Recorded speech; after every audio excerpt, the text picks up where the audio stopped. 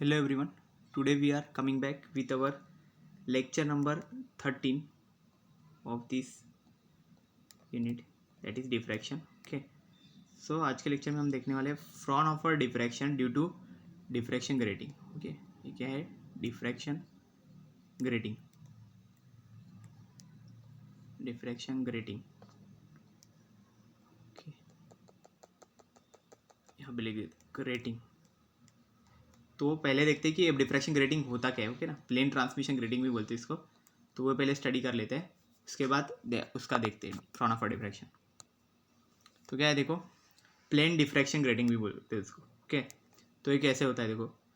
Plane transmission diffraction grating. Transmission क्यों? वो transmit होके जाता है, उसके आर पर चला जाता है, इसलिए ट्रांसमिशन. ओके, डिफ्रैक्शन मीन्स वो कुछ एंगल पे डिफ्रैक्ट कर देता है लाइट वेव्स को, इसलिए डिफ्रैक्शन ग्रेटिंग. ओके, एक्चुअल में ग्रेटिंग ही बोलते हैं, लेकिन ये ऐसा खुलने में is an arrangement of a large number of equidistant narrow rectangular slits of same width. हमें स्लिट तो मालूम है, स्लिट मतलब क्या, एक बीच में गैप है ऐसा. ओके, तो ये क्या होता है, नैरो रेक्टेंगुलर स्लिट्स है. यहाँ पे देखो, यहाँ पे ये शो किया है, ये इसमें. ओके ना, ये जो लाइंस दिखाई दे रही वो एक्चुअल में स्लिट है बीच में. ओके, बीच में गैप है वो एक्चुअल में. Okay, slit of large number of equidistance मतलब बहुत सारे लाइंस एक ही जगह पे, और number of equidistance. Equidistance means same, बीच में डिस्टेंस जो है वो सेम रहेगा हर एक इसमें. Then narrow rectangular slits of same width. Width भी उनका सेम रहेगा. Place side by side parallel to each other. Side by side वो प्लेस किए जाएंगे और पैरेलल टू ईच अदर. देखिए यहाँ पे मिल रहा है वैसे ही. ओके ना, पैरेलल होने चाहिए. The slits are separated by opaque spaces. तो क्या होता है, स्लिट है, देखो यहाँ पे बीच में अगर मैं ऐसा गैप ये करूँ, यहाँ पे गैप है ऐसा. ओके, और ऐसा, तो ठीक है ना. तो जो जहाँ से लाइट पासेस हो नहीं सकती, ओके ना, वैसे को बोला जाता है ओपैक स्पेस. ओके, उसको बोला जाता है. It is constructed by ruling equidistant parallel lines on A transparent. तो वो कैसे कंस्ट्रक्ट किया जाता है, यहाँ पे ruling equidistant parallel lines. Parallel lines वहाँ पे एक ट्रांसपेरेंट मटेरियल पे, वहाँ पे वो ड्रॉ किए जाते हैं. ओके ना, किसी भी डायमंड जैसे शेप के मटेरियल से वो एक्चुअल में ड्रॉ किए जाते हैं. उसके ऊपर लाइंस, जो लाइंस रहती है ना, वो एक्चुअली उसके अंदर से लाइट पास नहीं हो पाती, और बाकी जो मटेरियल रहता है वो ट्रांसपेरेंट रहता है. ओके, इसलिए बोलते हैं कि ओपैक स्पेसेस उसके उसमें रहते हैं. The lines are marked by means of a diamond point. Okay, यहाँ पे दिया है, देखो, डायमंड पॉइंट से वो लाइन्स बनाई जाती है. Worked with a rolling engine. Okay, rolling engine जो मशीन रहता है उससे वो बनाए जाते हैं. When a parallel wave front is incident on a grating surface. अगर पैरेलल वेव फ्रंट है, ओके, वो जब हम इंसिडेंट करते हैं ग्रेटिंग सरफेस पे, the ruled line acts as like opaque wires. Okay, मतलब क्या होता है, ओपैक स्पेसेस जो रहते हैं उसी को ओपैक वायर्स बोला जाता है. तो ये जो लाइंस बनाए गए ना, वो उसके तरह काम करते हैं. ओपैक मतलब कौन सा, वहाँ से लाइट पास नहीं होती, वो उस पोर्शन को बोलते हैं ओपैक. ओके ना, तो and thus do not allow the incident light to pass through them. उसके अंदर से लाइट पास नहीं हो सकती. On the other hand the light is transmitted through the slits. और जो बाकी का जो पोर्शन है, जहाँ ओपैक स्पेसेस छोड़ के, मतलब लाइन जहाँ पे ड्रॉ किया है, दो लाइन्स ऐसे ड्रॉ कर दिए, तो बीच का जो पोर्शन है, ओके, वहाँ से लाइट पास हो जाएगी. ओके, उसी जो बीच का पोर्शन है उसी को फिर स्लिट्स बोला जाता है. Such a grating is known as transmission grating. उसको बोला जाता है ट्रांसमिशन ग्रेटिंग. ओके, इसका रियल इमेज आप देखोगे तो इस तरह के रहता है. ओके, नॉर्मली ऐसा वो लाइन्स बहुत सारी लाइन्स रहती है ना इसके बीच में, इसलिए वो दिखाई नहीं देता है कि कितना गैप है, बट एक्चुअल में ऐसा स्ट्रक्चर है अगर आप माइक्रोस्कोपिक लेवल पे जाते हो तो. नेक्स्ट देखो क्या है, opaque portions of the grating are called opacities. जो ओपैक पोर्शन है उसको नाम भी दिया गया है, ओपेसिटीज बोला जाता है. They do not allow any light to pass through them, ये हमें मालूम है. देन नेक्स्ट क्या है, light passes through the spaces in between the lines and known as transparencies. मतलब जो पार्ट है जिसमें से लाइट पास हो जाती है उनको ट्रांसपेरेंसीज बोलते हैं, और जिसमें से नहीं होती उसको ओपेसिटीज बोलते हैं. ओके, देन नेक्स्ट क्या है, if the width of a transparency and an opacity be a and b respectively. Okay, जो विड्थ है ट्रांसपेरेंसी की और ओपेसिटी की, ओके, उसको हमने क्या कंसिडर किया है, ए एंड बी कंसिडर कर दिया. ओके, ये आपको शो करूँगा मैं यहाँ पे. देखो, ये वाले जो डायग्राम है ना, इसमें नहीं दिखेगा आपको, ठीक है ना. तो भी अब हम कंसिडर करते हैं, जो विड्थ है ना, जो ट्रांसपेरेंसी है, ओके, इसको ए कंसिडर करेंगे, और जो लाइन है उसको बी कंसिडर कर देंगे. ओके, ऐसा हो गया. Okay, then the distance A plus b. जो ए प्लस बी मतलब क्या हो गया, जिसमें ट्रांसपेरेंट भी है और ओपैक भी है, दोनों कंबाइन हो गए, is called a grating element. तो उसी को बोला जाता है ग्रेटिंग एलिमेंट, और ग्रेटिंग कांस्टेंट बोला जाता है. The points in the two adjoining transparencies at a distance a plus B apart are called as corresponding points. मतलब जो पॉइंट्स है जहाँ पे दो ट्रांसपेरेंसीज को ज्वाइन करने वाले जो पॉइंट्स है, ओके, उनको क्या बोला जाता है एक्चुअल में? At a distance A plus B distance पे उनका डिस्टेंस है A plus B, are called as corresponding points. उस पॉइंट्स को बोला जाता है करस्पॉन्डिंग पॉइंट्स, ओके।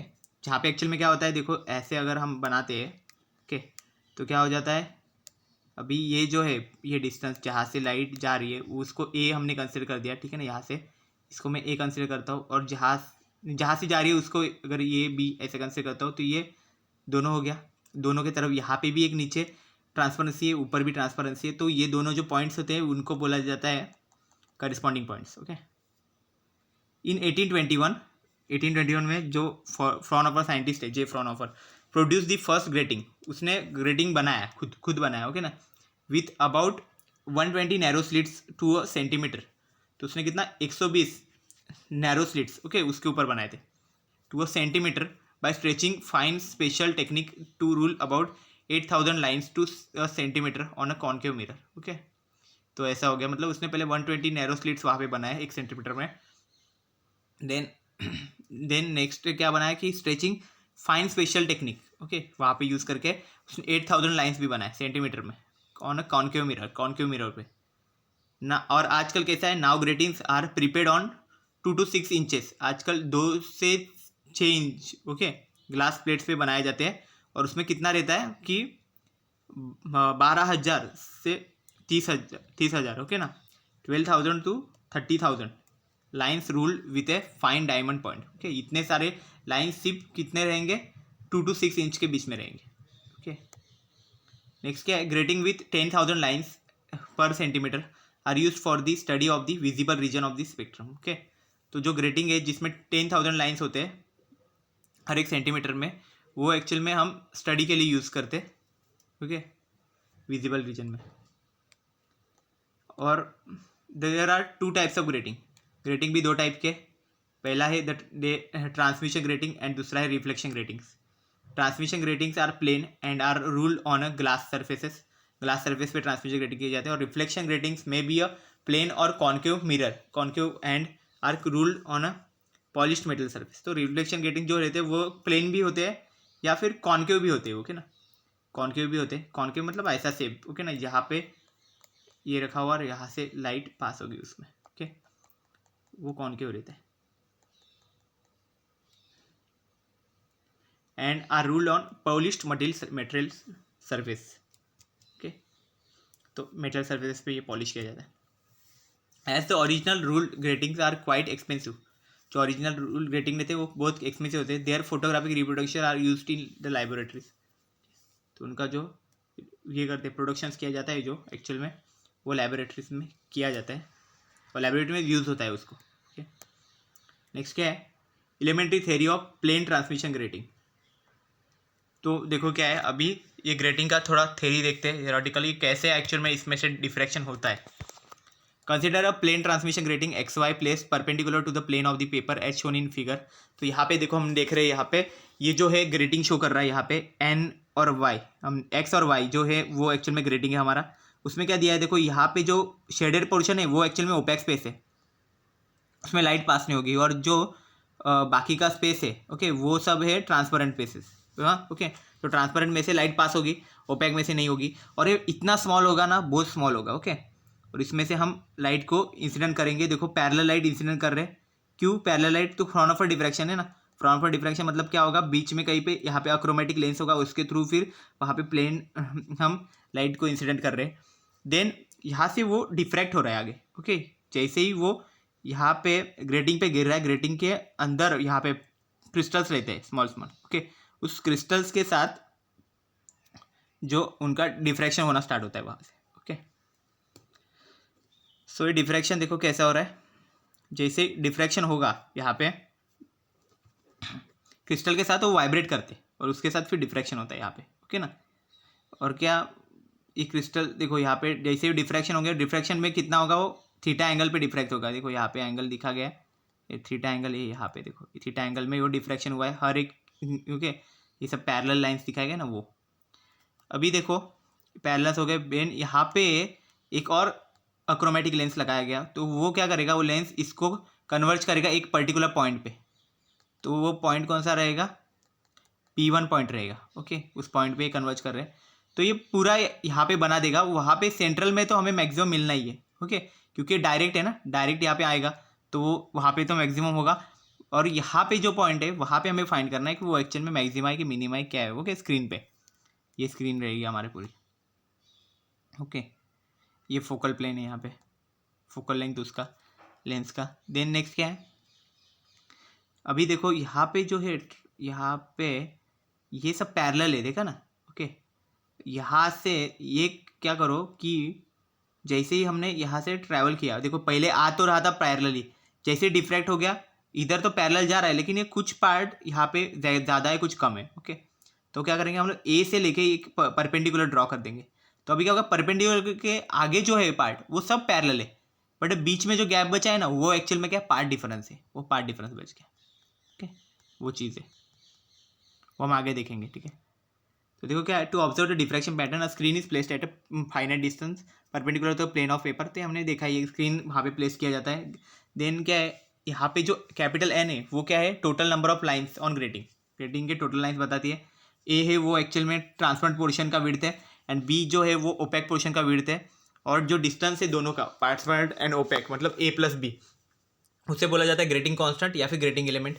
देन क्या है, if there are n slits, वहाँ पे एन स्लिट्स है, एन नंबर ऑफ स्लिट्स, मतलब कितने भी स्लिट्स है। Okay, and n opaque portions भी है वहाँ पे, opaque rulings. Okay, in 1 centimetre length of the grating, तो 1 सेंटीमीटर का जो ग्रेटिंग है उसके अंदर अगर एन स्लिट्स है और एन ओपेक पोर्शन है, तो उसका फॉर्मूला कैसा बनेगा, A plus B N is equal to 1, ऐसा बन जाएगा। Okay, A plus B N is equal to 1, 1 क्यों लिखा, क्योंकि 1 सेंटीमीटर है। ओके, और एन के साथ उसको मल्टीप्लाई किया ए प्लस बी को, सो हम इसलिए हेंस हम इसको ऐसा लिख सकते हैं 1 by N equal to A plus P. Okay, therefore the grating element is equal to the reciprocal of the number of lines per centimetre of the grating. Okay, A plus B क्या था, हमारा grating element था, तो इसलिए हम बोल सकते हैं ग्रेटिंग एलिमेंट है वो एक्चुअल में इस फॉर्मूला के बेसिस पे ग्रेटिंग एलिमेंट है वो एक्चुअल में क्या है, 1 by n of the reciprocal of the number of lines per centimeter of the grating. Okay, reciprocal of the number of lines per centimeter of the grating.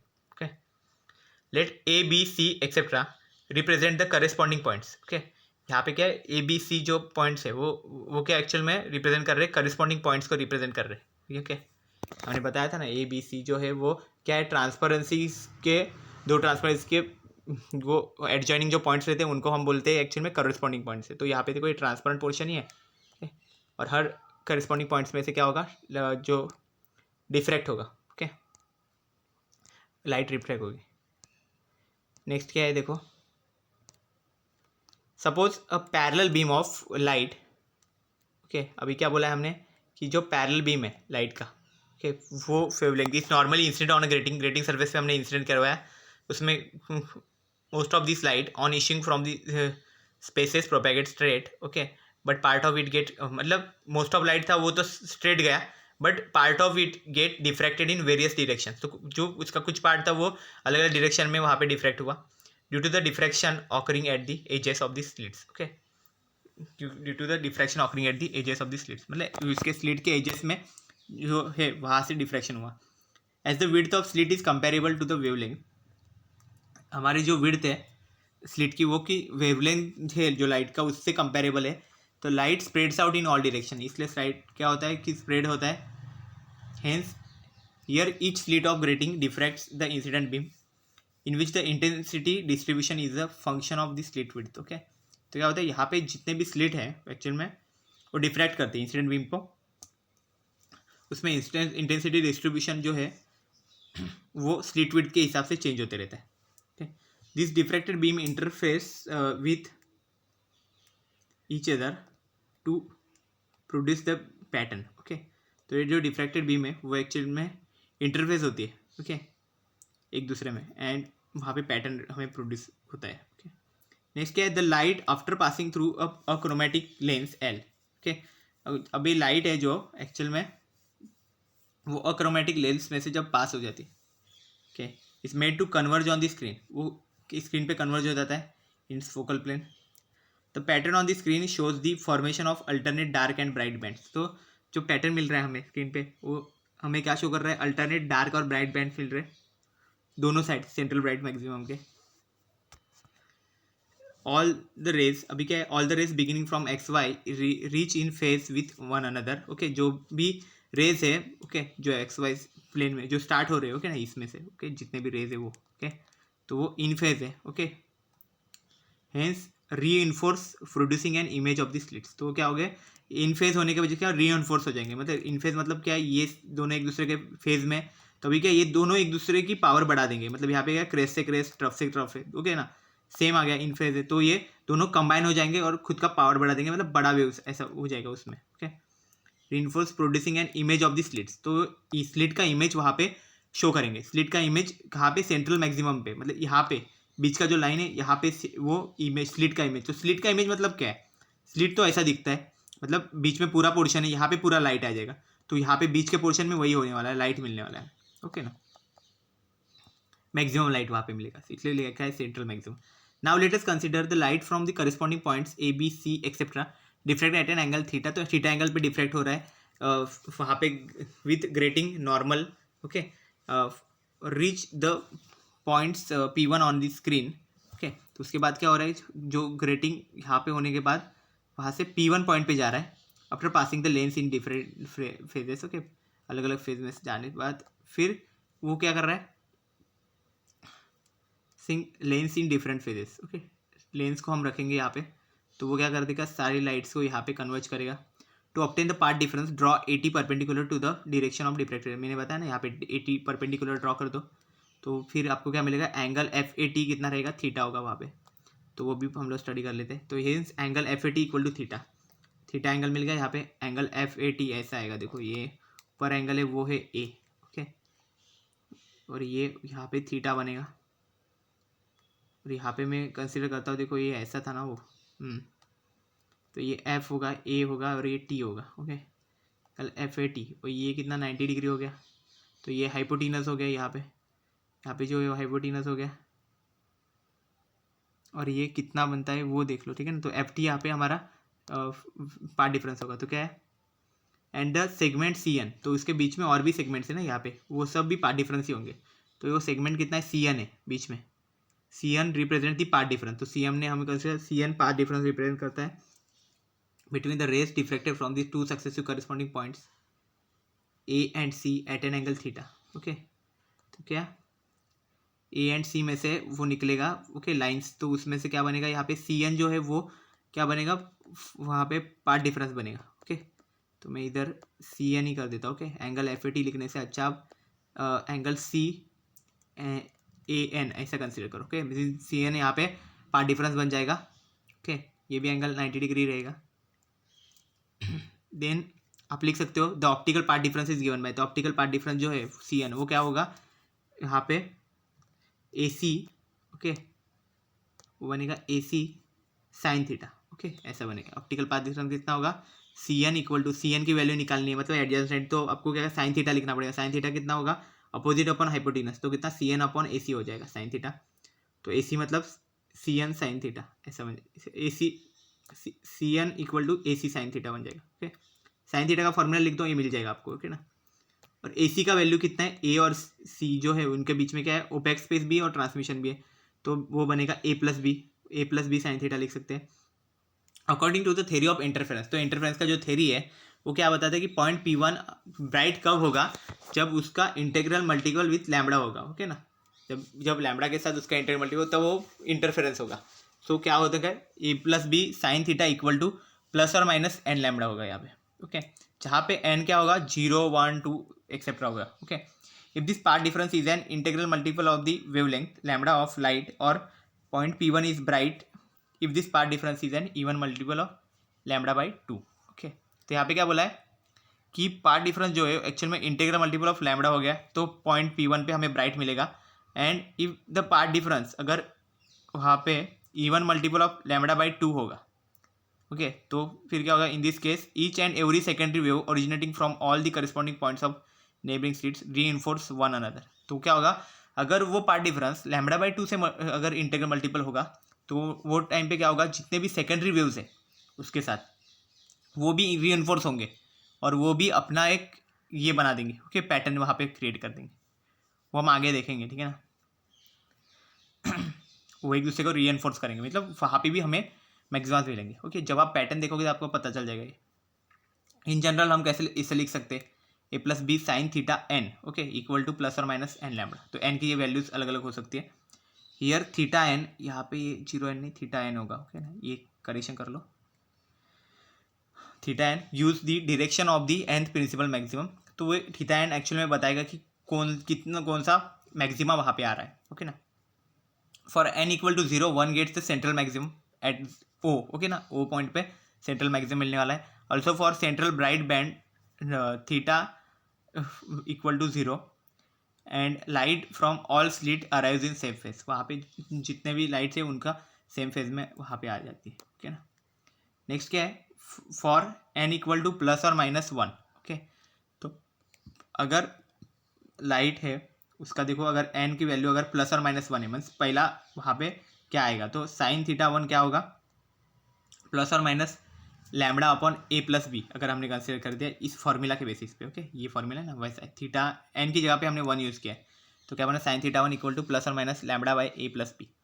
तो इसमें क्या होगा, 1 find the first order principal maxima. इस यहाँ पे जो maxima मिलेगा उससे बोला जाएगा first order principal maxima on either side of the central maximum. मतलब यहाँ पे जो मैक्सिमम है वहाँ पे ये हमें फर्स्ट ऑर्डर वाला भी मिल जाएगा, ओके ना, यहाँ पे दोनों साइड मिलेगा, ओके। ये ऐसा बोल लेंगे, उससे साइड थोड़ी कम रहेगी प्रिंसिपल मैक्सिमा से, सेंट्रल मैक्सिमा के दोनों साइड रहेगा। Points P1 and P1 prime on screen, okay, also the intensity at P1 and P1 prime is less than the intensity at O। मतलब वही है, O मतलब क्या यहाँ पे, और जो P1 प्राइम मतलब वो बाजू वाले में, ओके। तो यहाँ पे P1 है, ये P1 प्राइम है, और बीच में यहाँ पे O है, ओके। तो O की इंटेंसिटी तो ज़्यादा ही होनी है, सेंट्रल ब्राइट मैक्सिमम मतलब इंटेंसिटी ज़्यादा है। सेम अभी क्या है, इसका भी होगा, for N equal to plus और माइनस 2, उसका कैसा होगा, sine theta 2 equal to plus और minus 2 lambda by A plus B. Give the direction of this, ये डायरेक्शन बता रहा है सेकंड ऑर्डर प्रिंसिपल मैक्सिमा की, ओके। तो यहाँ पे क्या हो गया, दूसरे साइड में either side of the point O the intensity of second order is much less than the intensity of first order. तो सेकंड ऑर्डर जो है उसकी इंटेंसिटी तो फर्स्ट ऑर्डर से भी कम होगी, okay. This applies to the light of a definite wavelength, ये डिफिनेट वेवलेंथ लाइट पे अप्लाई होता है, ओके ना। तो यही है डिफ्रैक्शन का। अभी नेक्स्ट देखो क्या है, intensity of the first order this applies to the light of a definite wavelength, हमने बताया, ठीक है ना। मोनोक्रोमेटिक सोर्स हम यूज़ कर रहे हैं। But when white light is used, अगर हम वाइट लाइट यूज़ करते हैं वो टाइम पे क्या होता है कि it consist of more than one wavelength. हमने बोला था ना वाइट लाइट में 7 कलर्स होते हैं। 7 कलर्स मतलब एक्चुअल में क्या रहता है कि वो वेवलेंथ पे डिपेंड करते हैं, कलर्स जो रहते हैं। तो यहाँ पे अलग अलग वेवलेंथ्स रहेगी। द बीम गेट्स डिस्पर्स, इसलिए क्या होगा, जो बीम आ रही है वो डिस्पर्स्ड हो जाएगी वहाँ पे, और rainbow colour bands appear at each of the points, okay. तो हमें स्क्रीन पे ना रेनबो कलर का बैंड मिलेगा, ओके ना, वहाँ पे। It is because for different wavelength the angle of diffraction are different. तो अलग अलग वेवलेंथ पे एक्चुअल में क्या रहती है कि एंगल ऑफ डिफ्रैक्शन अलग अलग मिलेगा हमें, okay. The points of maximum intensity for red colour being further removed from the centre than the points for violet colour, okay. तो वहाँ पे ये होगा जो जो इसका ये है, because HV is less than HR, okay ना। तो मतलब इंटेंसिटी इसकी अलग अलग है दोनों की, क्योंकि वेवलेंथ अलग अलग रहती है, ओके। उसके हिसाब से ये उसका डिफ्रैक्शन अलग अलग रहेगा अलग अलग पॉइंट्स का। तो जो मैक्सिमम इंटेंसिटी वो रेड कलर की रहेगी, ओके, वो वहाँ से रिमूव की जाएगी। And then the points for violet colour, जो R रहेगा रेड में वो सेंट्रल में, तो वो रिमूव हो जाएगा वहाँ से, क्योंकि क्या होगा, डिफ्रैक्ट होने के बाद वो डिस्पर्स हो जाएंगे एक दूसरे। नेक्स्ट क्या है देखो, if two nearly equal wavelength equal length 1 and A plus DA, okay, यहाँ पे होगा। तो नियरली टू इक्वल वेवलेंथ है जो एक्चुअल में, ओके। तो ये क्या होगा, इक्वल वेवलेंथ हमने 1 कंसिडर किया है, यहाँ पे A प्लस DA, ओके। तो यहाँ पे क्या है देखो, यहाँ पे चेंजेस कर दो कि यहाँ पे इक्वल वेवलेंथ लिखा है ना मैंने, if two nearly equal wavelength है, जो वेवलेंथ है लैम्बडा से रिप्रेजेंट कर लो। एंड जो यहाँ पे ये ए लिखा है ना, ए मत लिखो, ए की जगह पे लैम्बडा प्लस डी लैम्बडा लिख दो, ठीक है ना। ओके ये होगा are present in the incident light and corresponding angle of diffraction are.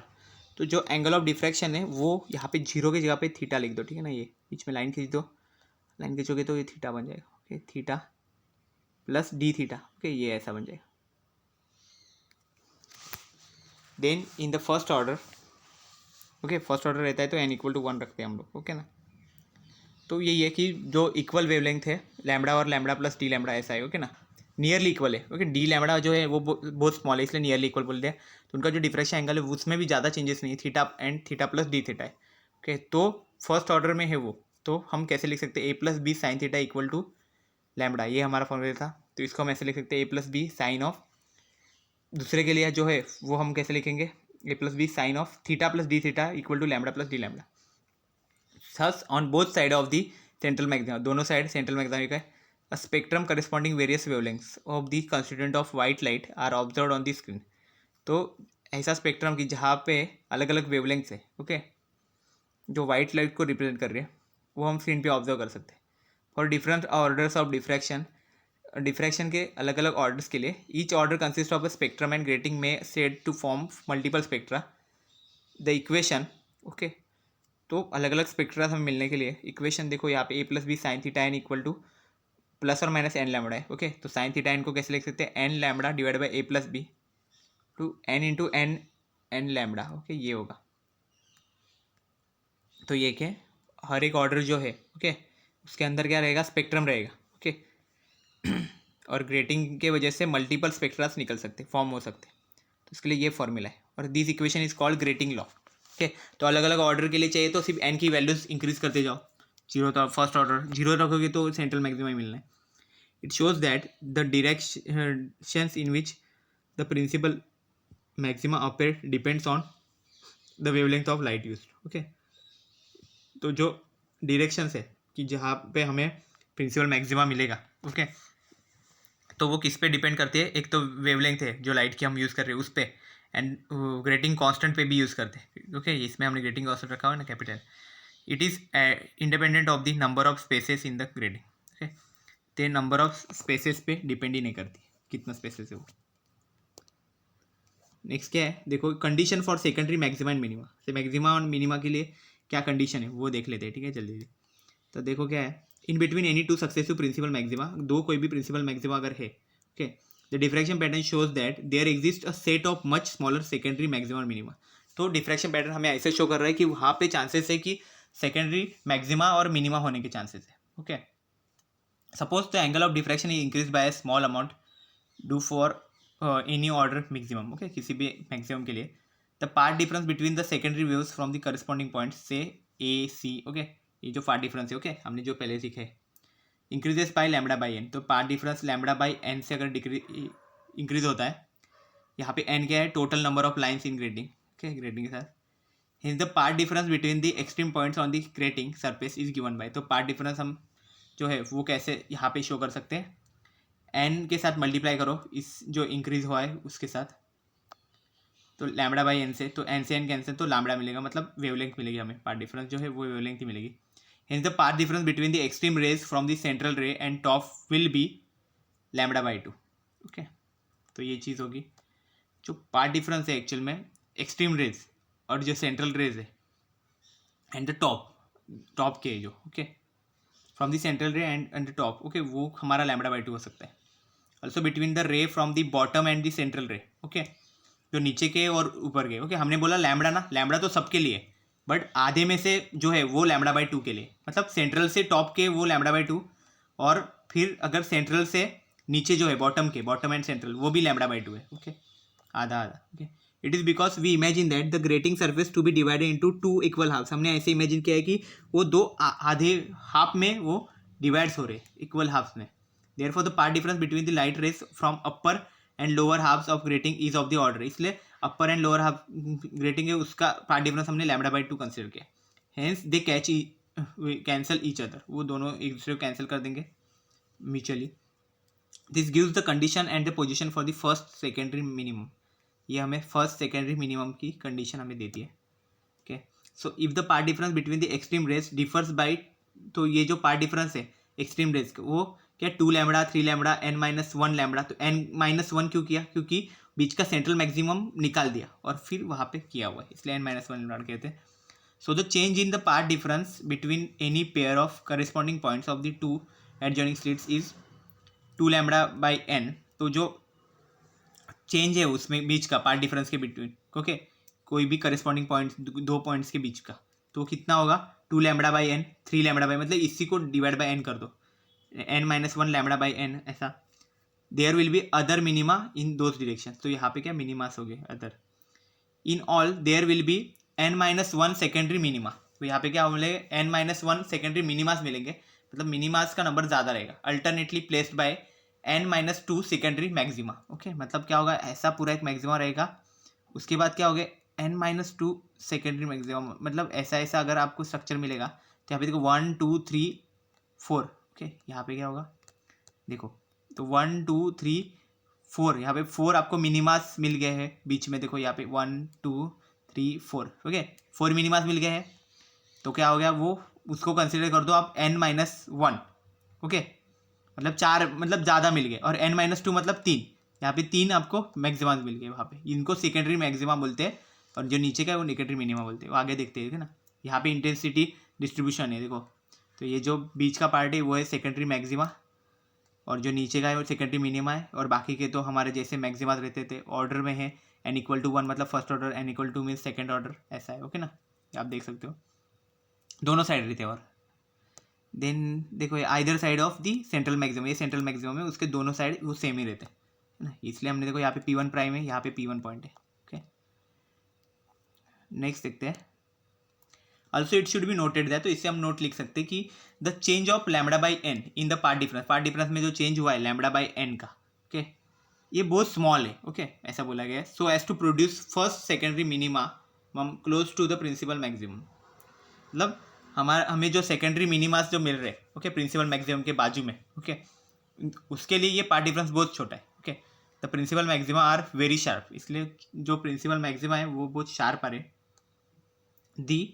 The secondary maxima due to very small intensity are quite invisible, तो वहाँ पे क्या बोला गया कि जो सेकेंडरी मैक्सिमास तो हो रहे हैं लेकिन उसकी इंटेंसिटी बहुत कम है, ओके, तो इसलिए वो थोड़ा सा इनविजिबल ही रहेंगे, मतलब दिखेंगे नहीं easily. And consequently between any two successive maxima obtained from the grating law there is practically uniform darkness, okay, तो practically देखो यहाँ पे ये चीज़ हो रही है, okay, यूनिफॉर्म डार्कनेस ही रहेगी वहाँ पे, ऐसा है, मतलब थियोरेटिकली तो ऐसा है कि वहाँ पे हमें मिलना ही चाहिए ये चीज़, पर ये प्रैक्टिकल जब करली देखते हो तो बहुत कम रहेगा इंटेंसिटी, यहाँ पे मिलते ही नहीं है मोस्टली है, ओके ना, पर थियोरेटिकली मिलना चाहिए ऐसा है। तो यहाँ पे वही बोला है, अबो फिगर भी मतलब वही फिगर मैंने अभी दिखाया वो shows the intensity is maximum just opposite to the point O, point O के opposite में intensity maximum मतलब central bright maximum है, this intensity is of central bright maximum, the intensity is less than the intensity of central maximum, तो P1 और P1 prime पे intensity कम है, then this represents to the intensity of the first order, तो ये first order को represent करते हैं, okay ना, P1 और P1 प्राइम प्रिंसिपल मैक्सिमम बोलते हैं। There are number of first order principal maximum से बोलते हैं, और there are number of secondary maxima है, उसके इसमें आगे की ना सेकेंडरी मैक्सिमा से बहुत सारे सेकेंडरी मिनिमा भी है वहाँ पे of low intensity in between the point O, okay, तो इसकी इंटेंसिटी कम रहती है। And first order principal maximum, जो फर्स्ट ऑर्डर यहाँ पे प्रिंसिपल मैक्सिमास भी है P1 and P1 prime, but as they are very small they can not be observe, तो क्या है लेकिन वो बहुत स्मॉल है इसलिए वो ऑब्जर्व ही नहीं होते ये सब बीच के जो पार्ट है ना वो। Hence there is uniform darkness between any two principal maxima, तो दोनों कोई भी प्रिंसिपल मैक्सिमा उसके बीच में यूनिफॉर्म डार्कनेस रहेगा। Also the angular spacing of secondary maxima and maximas, okay, दूसरे मैक्सिमास जो है is very small, hence cannot be observe, okay, यही चीज़ है, तो मतलब वही है, अभी ये समझ लो, ठीक है ना, वही है, मतलब ये जो मैक्सिमम है और ये जो मैक्सिमा है इसके बीच में जो मैक्सिमास बन रहे हैं इनकी इंटेंसिटी बहुत कम होती है, मैक्सिमास मिनिमास जो है इंटेंसिटी बहुत कम होने की वजह से ये एक्चुअल में ऑब्जर्व होते नहीं है प्रैक्टिकली, बट थेरोटिकली ऐसा होना चाहिए, ऐसा हम बोलते हैं, बट होता नहीं है वैसे इतना, मतलब प्रैक्टिकली इतना ऑब्जर्व नहीं हो पाता, ओके, ये चीज़ है। So this is all about the today's lecture. Next lecture में इसका width of the central maximum हमें फाइंड करना है, ओके ना, सेंट्रल विड्थ हम देखते हैं नेक्स्ट लेक्चर में, ओके ना। I hope you have cleared all these things about the today's lecture. Thank you very much.